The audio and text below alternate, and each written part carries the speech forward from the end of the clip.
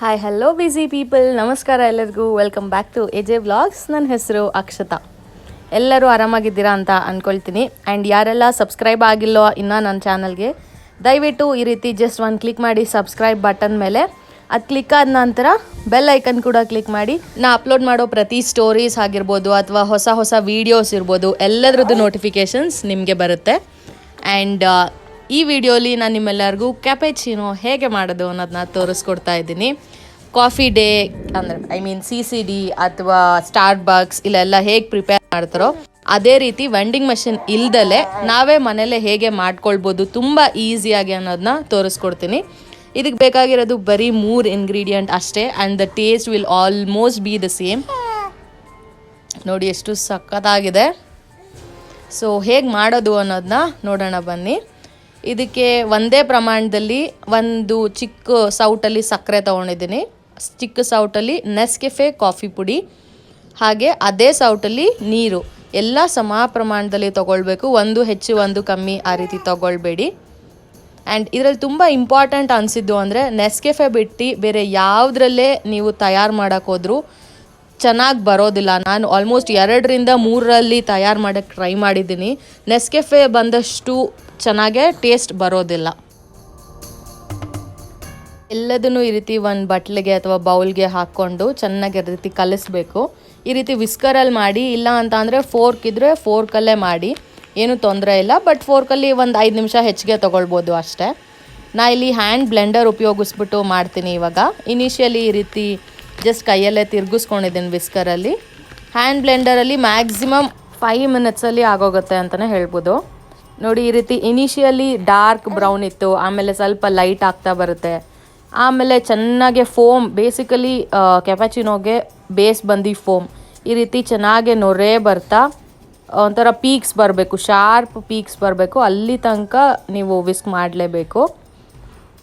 ನೋಡಿ ಇವಾಗ ಆಗಿದೆ, ಎಷ್ಟು ಚೆನ್ನಾಗೆ ಸ್ಪೈಕ್ಸ್ ಬರ್ತಾ ಇದೆ ನೋಡಿ. ಈ ರೀತಿ ಮಾಡಿದಾಗ ಅದು ಹಾಗೆ ನಿಂತಿದೆ, ಅದು ಮತ್ತೆ ಒಂಥರ ನೀರಾಗಿರಬಾರ್ದು, ಇದೇ ರೀತಿ ಫೋಮ್ ಆಗಿರಬೇಕು. ಎಷ್ಟು ಶೈನಿಂಗ್ ಆಗಿ ಎಷ್ಟು ಚೆನ್ನಾಗಿದೆ ನೋಡಿ. ಈ ರೀತಿ ಸ್ಪೈಕ್ಸ್ ಕ್ಲೀನಾಗೆ ಒಂದು 2 ಸೆಕೆಂಡ್ ಆದರೂ ನಿಲ್ಲತ್ತೆ ಅಲ್ಲ, ಆ ರೀತಿ ಆದಾಗ ರೆಡಿ ಆಗಿದೆ ಅಂತ ಅರ್ಥ.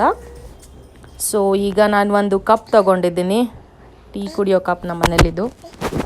ಇದರಲ್ಲಿ 2 ಸ್ಪೂನ್ ಹಾಕ್ಕೊಳ್ತಿದ್ದೀನಿ. ಇಷ್ಟು ಚಿಕ್ಕ ಕಪ್ಗೆ 2 ಸ್ಪೂನ್ ಸಾಕಾಗತ್ತೆ. And if you are more caffeinated like me, ಒಂದು 2 ಸ್ಪೂನ್ ಎಕ್ಸ್ಟ್ರಾನೇ ಇದ್ದರೆ ಚೆನ್ನಾಗಿ ಅನಿಸುತ್ತೆ ಟೇಸ್ಟು. ಸೊ ಇದನ್ನು ಸುತ್ತಲೂ ಹಾಕಿ ಈ ರೀತಿ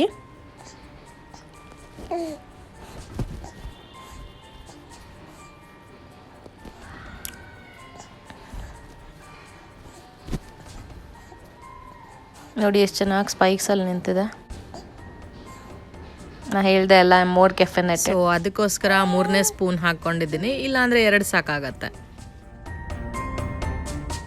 ಸೊ ಬಿಸಿಯಾಗಿ ಕಾಯಿಸ್ಕೊಂಡಿರೋ ಹಾಲನ್ನ ಈ ರೀತಿ ಹಾಕಬೇಕು, ಒಂದೇ ಕಡೆ ಹಾಕಿ, ಸೊ ದಟ್ ಫೋಮ್ ಎಲ್ಲ ಕರೆಕ್ಟಾಗೆ ಮೇಲ್ ಬರುತ್ತೆ.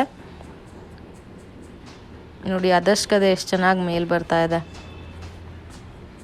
S, and our cappuccino is ready. ಸ್ವಲ್ಪ ಡೆಕೋರೇಷನ್ ಇರಲಿ ಅಂತ ನಾನು ಮೇಲೆ ಕೋಕೋ ಪೌಡರ್ನ ಉದುರಿಸ್ತಾ ಇದ್ದೀನಿ. ನೋಡಿ ಎಷ್ಟು ಸಕ್ಕತ್ತಾಗಿದೆ, exactly like a CCD or Starbucks.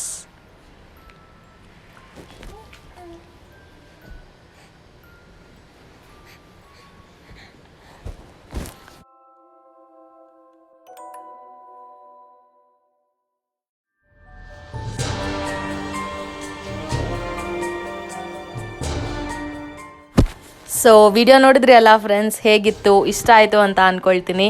And if you are caffeinated like me, ದಯವಿಟ್ಟು ನೀವು ಮನೇಲಿ ಇದನ್ನ ಟ್ರೈ ಮಾಡಲೇಬೇಕು, ತುಂಬ ಚೆನ್ನಾಗಿ ಬರುತ್ತೆ.